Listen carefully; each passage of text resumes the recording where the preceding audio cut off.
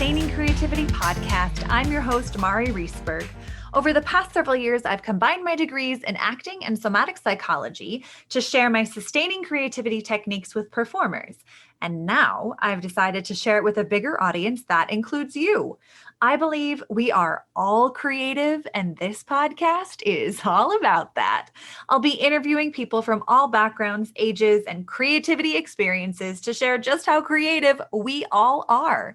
Today, I'll be chatting with Shawn Harper, former NFL offensive lineman, business owner, speaker, author, and the Winologist. He teaches and shows people how to win. Please enjoy Shawn Harper.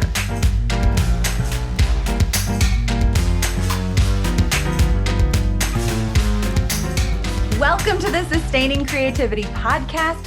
Today, I am here with Shawn Harper. He is the Winologist. He teaches and shows people how to win.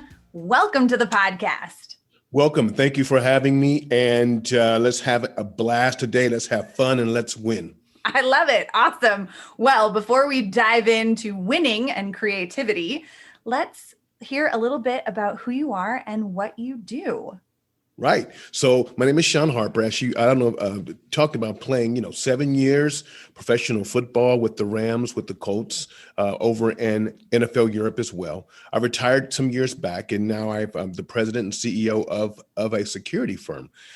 But I was able to take the tactics and strategies and the methodologies that I learned playing professional football and apply it to the corporate world. So from the locker room to the boardroom, I teach people how to win. My story, the backstory that led up to the NFL, is that's where the sauce is. Coming from so much adversity, voted most likely to fail, left high school with a 1.62 accumulative GPA, 9 on my ACT, being kicked out of 2 schools because of disciplinary issues, repeating the first grade, stuttered my entire life. Couldn't complete a sentence till college. Wasn't even an honorable mention as far as football is concerned. It was horrible in football. And I went off to a junior college, a 2-year school in Iowa. And it was at that time I made a decision. I said, you know what, according to the world standards, I cannot be successful. I don't have what it takes. I said, but I do have what it takes to win. And the moment I said that phrase, it's like something in me turned on, like a switch that operates a huge factory. Lights just cut on everywhere, machines turned on. And from that moment, I realized that I am here for a season. I'm here for a reason. But more importantly, I'm here to win. And I begin to generate and to look for other opportunities outside the scope of the norm to pull them in and to help give me the winning edge. And I'm here today. That's amazing. I love it. And in listening to you talk, so much creativity in navigating intense challenge, overcoming lots of obstacles, and arriving to where you are today. I imagine there's a lot of creativity that went into that also. Yeah, well, actually, to lead into that creativity is when I made the paradigm shift from success to winning. Now, this seems like a subtle shift, but give me a couple seconds to really blow this thing up, okay? Go for it. Because we are created to win. We're born winners, okay? We're born winners. You and I are one of maybe 2 or 3 million sperm cells that fertilize the egg. That means that we were fighting against the other ones in a competition. It was literally life or death.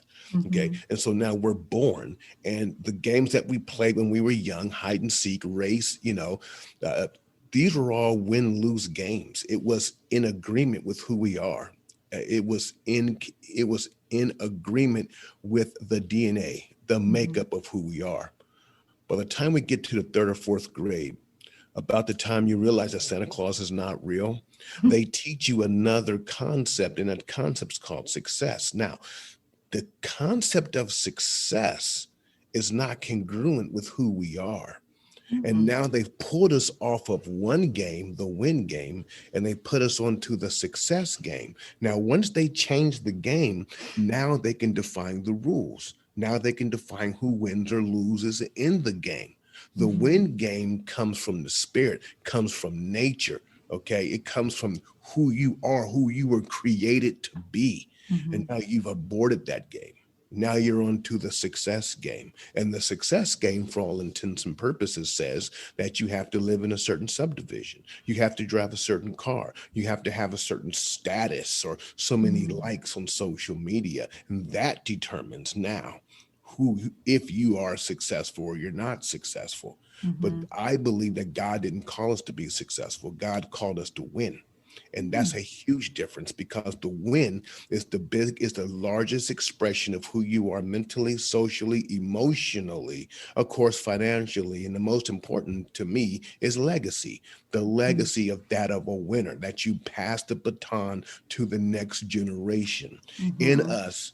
And that is actually incongruent, or that is congruent with nature, because Mhm. if you take an apple, a beautiful apple, it's a lovely apple, you can eat the apple, but a portion of the apple you cannot eat, or you should not eat, then that's the seed, has cyanide in it. And so you take the seed and you plant it. So we're not Mhm. only created to produce, we're created to reproduce. And that's the win. And that's why a lot of people are not truly happy or satisfied, because they know there's something missing in life. They can't put their finger on it. Well, Mhm. what's really missing is that you're not reproducing, because Mm. society doesn't care about reproduction. It cares about production. In fact, to back that statement up, when you're 62, 63, 65, what happens? They retire you because you're no Mhm. longer productive. But that is the ripest time in your life, because now you can reproduce, you can mentor, you can encourage other people, but they don't want that. Which is why when you listen to a lot of people in their 60s, 70s, and 80s, they don't talk about the new BMW. They don't talk about the new house. They Mhm. talk about family. They talk Mhm. about relationships. They talk about the things that really, really matter in life. And that is what the Western world keeps from you, because it needs to keep you in production. Mm. But we're created to repro or reproduction. Mhm. That's the win. Yeah. I've never really thought of it that way, but I appreciate that viewpoint, and that the reproduction or the mentoring and passing along that Yeah. legacy is a part of creativity and Yeah. sharing the knowledge that you have with others. But Absolutely. But not only that, now that you're thinking in a winning mindset, Mm-hmm. now there's more opportunities to win. Mm. There's more. So the things that I did to win, or to be able to make it to the NFL, the things Mm-hmm. that I've done to be able to um, be in business for over 20 years, be married for over 21 years, I'm thinking win. Mm-hmm. So now there's no rule. I mean, there's an actual rule book for winning, but there's no guidelines. Mm. There's guidelines for success, but there's no guidelines for the win. And so when you look at, when you start to examine people who have done the most amazing things in life, it breached the guidelines. Mm-hmm. The person who tried to start a business 50 times and made it from the 51st time. In fact, the average millionaire files for bankruptcy 3.2 times, according to Google, and we all know Google's right. So, so it's like, wow, it's like, wait a second, Yeah. let's expand the parameters, and that now opens up your creativity to say, hey, I don't have to go to Harvard for 4 years to get a degree and be up $200,000 in debt. Yeah. Maybe I can go flip some homes. Maybe I can start this company. Mm-hmm. Maybe I can do this, because guess what? I'm here to win. Mm-hmm. Now, Yeah. now you look at failure different, because in winning, failure is your friend. Mm. Can you And say more about success, that? yeah, okay. So in the success model, which was introduced and we're indoctrinated in schools, Mm-hmm. they're like, hey, you got a 98 on your test. Well, hey, you did not. You got a sad face on your test. You failed.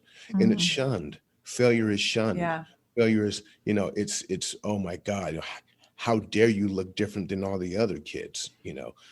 Creativity is shunned except in art class. And then even in art class, they're telling you draw in the lines, don't draw outside the lines, so even that is, and it's such a big emphasis. Think about this for a second, such a big emphasis on you to draw within the lines. Okay. You want me to be creative, but you want me to draw within the lines, right? And so the entire educational system, its job is to beat the creativity out of you and to turn you into a sustainable working machine. That's it. And one of the saddest moments of my life is when I took my son to school for the first time, because we homeschooled him until the 5th grade. I swear this happened, and to this day, it's one of the biggest regrets I ever had. And he was in the 5th grade, and he's coming home and he's crying. I'm like, son, what's wrong? And he looks at me, he says, Daddy, they're changing me. They're taking my creativity away. And I just and I was so sad. I was just destroyed. Yeah. I said, they are breaking him. They're breaking him. They're breaking that out of him. And he was old enough to realize it. Yeah, that's what was happening. Yeah, because he didn't join school until the 5th grade. You take a kid in the 1st and 2nd grade, they're done. Yeah. So how did you face those challenges that your son was going through, but also challenges in your own life? Well, focusing on my son right now, I don't think I did enough. But I'm happy about the fact that he didn't experience this till after his subconscious was set, or his self-concept was set, which means that he can draw upon that hopefully later in life, because he didn't get to school till maybe 8 or 9 years of age. Yeah. How I deal with that in my life is that I have to be prepared. The only way that you can really win in life is that you have to be willing to lose. When you when a competitor steps on the field, he or she realizes, I can lose. Yeah. And I'm gonna be honest, that's what keeps most people on the sidelines in life. They're afraid to lose. Because why? Because you're gonna be laughed at. You're gonna be ostracized. You're going to be picked on. You're going to be teased. Oh, he failed. His company failed. Or he did this. Or it was a blown, the fear of loss, man. And so you have to be able to actually embrace that. So I go through that often. Yeah. And so winners have to be willing to walk alone and fail. You have to be willing to look stupid at Thanksgiving. Have to be willing to be laughed at Christmas and talk behind your back. Because they will, because you are the enemy of success. It's not failure, it's the winner. Oh, okay. I can see that. Yeah, very interesting way to look at creativity and how to navigate those challenges that we do face, and recognizing that stepping onto the field or starting a new business, there's the possibility of failure, and to be okay with that. And you're going to do the best that you can in this moment, and not take it personally when other people talk behind your back or laugh at you. Yeah. Yeah. Big lessons. It feels like big lessons from winning. They're that winning mentality for sure. But that's why, but that's why we love winning so much, is because it's in our DNA. So now think about it. Sports is a multi-billion-dollar industry. Why is that? It's because it taps into the essence of who we are. Multi-billion-dollar industry. Why? Because it taps into the essence of who we are. We're not gambling to be successful. We're gambling to win. That dopamine, the endorphin. I won. Your body rewards you for winning. I won. It's like, it's huge. Gaming, the gaming industry, multi-billion-dollar industry. Why? I'm winning. Yeah. Yeah. I love it. I love being surprised by listening to guests and how Yeah. they see things and navigate the world in really creative ways, Mhm. I think. And what are like what does it mean to you to be creative? To be creative to me, and this is going to be kind of controversial, Okay. but I believe that being creative is an expression of God. Hmm. What I mean by that Yeah. is that there's so much that's in this realm, but there's so much more that's in the spirit realm. Mm-hmm. So when you are intuitive or when you are in tune with that and you begin to create, only in our arrogance do we say, it's from me. Mm. This came from the spirit. Mm-hmm. And it found a willing vessel to expand through, which is Yeah. why whenever someone thinks of an invention, like I got an invention, I got a great idea, and you don't act on it, within like 3 years, it's out on the market. The same exact setup is on the market. Why? It's because it was put out in the spirit. Mm-hmm. You were not in position or you are too fearful to act on it. Mm-hmm. I So don't it's a think that's controversial. You're not the first person to share that with me. There's other people who have said this as well. Well, see, I don't know that. So Yeah. I'm not I'm not I'm not the creativologist, so, so that's you. So you've heard Fair. all of that, yeah. Yeah. But it makes sense, when creatives talk about getting into that flow space or flow state. I Mhm. wonder, is that similar to kind of professional athletes playing a sport? Was that similar for you? Did you feel that you on the field stepped into a experience of present moment, not thinking about past or future and just in the game? Yeah, that right there is one of the most accurate descriptions of the game. Mm-hmm. Understanding the presence or the power of now. Yeah. Yeah, I am in the now. That is also will be the demise of Western culture Hmm. because we are acting and we are moving, but we're not in the now. We're on Mm-hmm. social media. We're doing this. We're doing, we call it multitasking, and we're here, but we're not present, Yeah. you know, like we're at home with our kids, but we're not present. Right. Yeah. I mean, I like that you agree that it is that present moment state because being in flow is what, in the world of creativity, that's what we would call Mhm, that. You're in creative flow, present mhm. moment, doing exactly what needs to be done. And the crossover of how many professional athletes may not see themselves as being creative, but that experience of being in that state is a very creative state. It is a very creative state, and it's also a very expressive state Mm-hmm.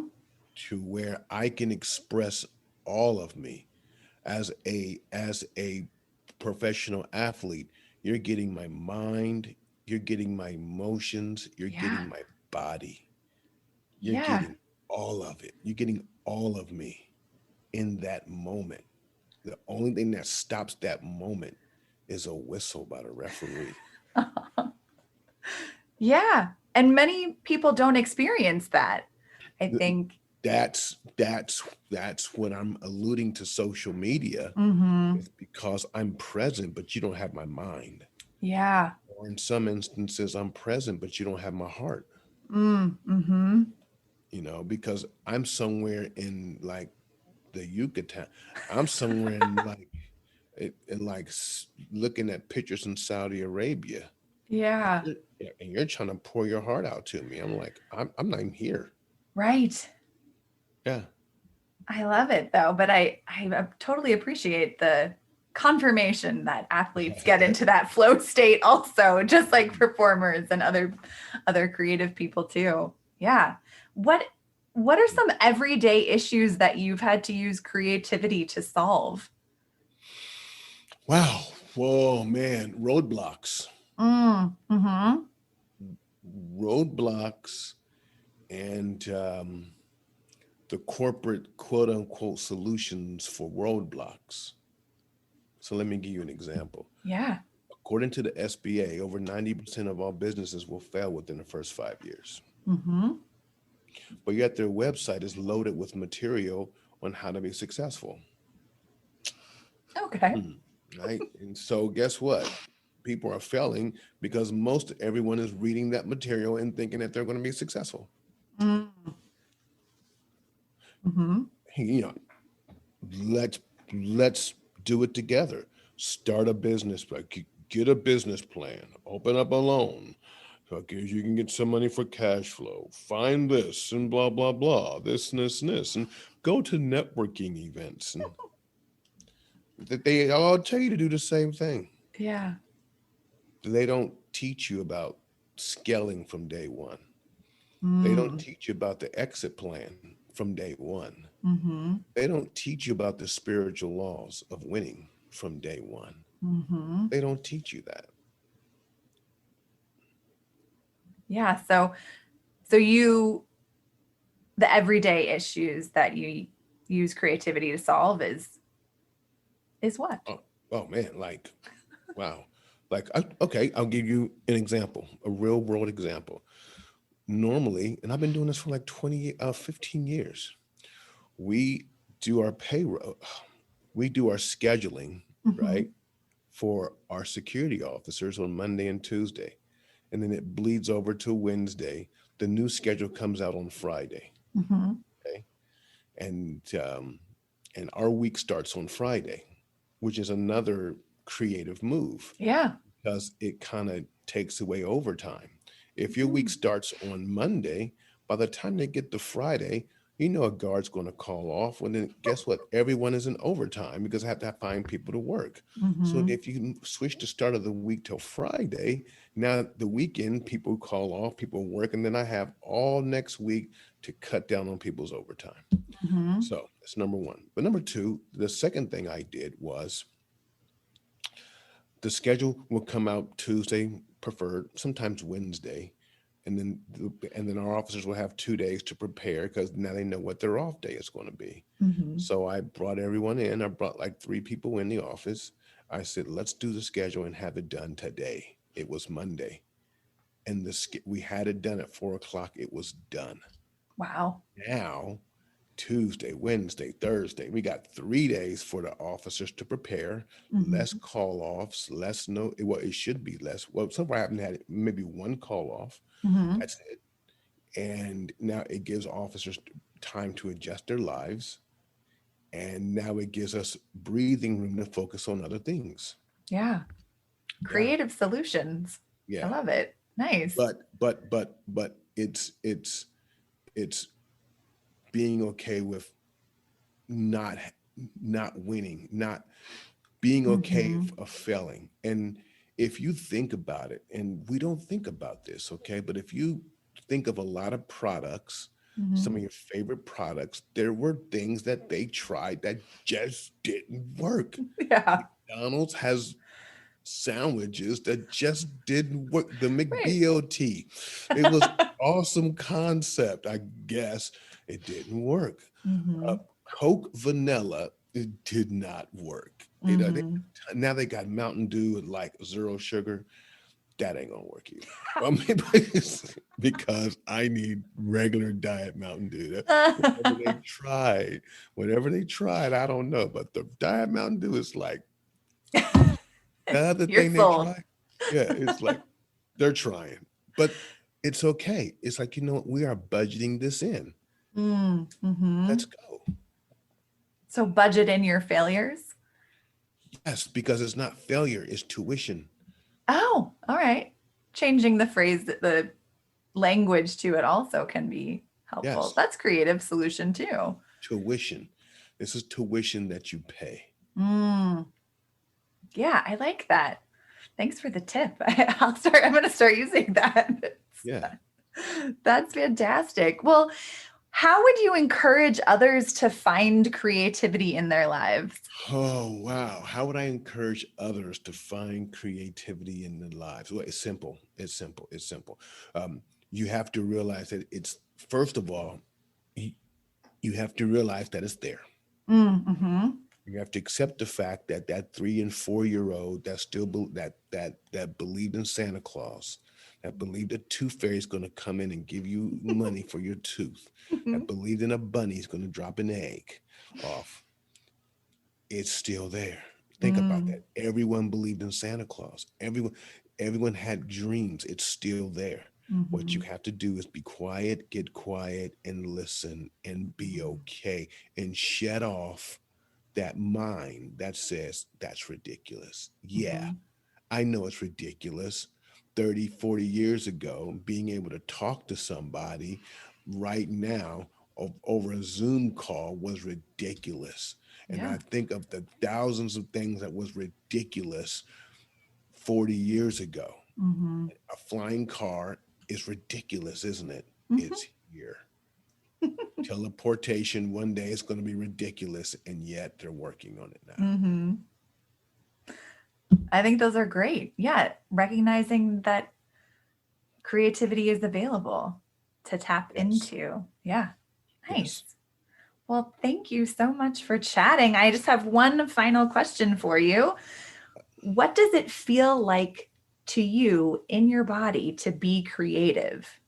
Expression. Expression? I am allowing my body to express itself. I'm allowing my soul to tap into the spirit and manifest an expression from the spirit realm. I am a conduit of the spirit when I can express, and that's the win. I love it. Because we express with our words, with our imagination, with our hands, with dancing, with moving, we are an expression. And to kind of jump into your water a little bit, the blockage of that expression can lead to diseases. Yeah, absolutely. Back out of your water now. Okay. So I just wanted to jump in there for a quick second. No, that's great. I love it. No, I think it's important. There's so much crossover.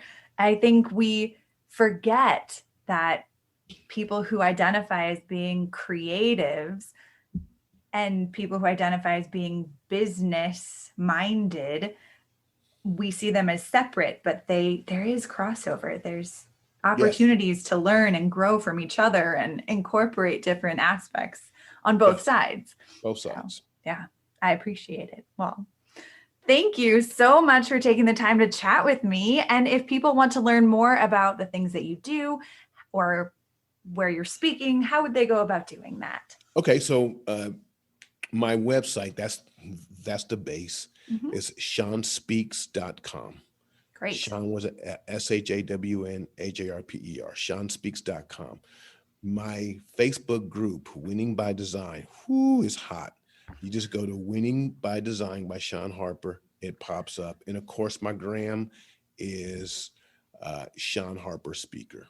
Wonderful. Well, I'll add all of that to show notes, and people can easily find that in the show notes. And again, thank you so much for chatting about creativity. It's been such a treat. Thank you.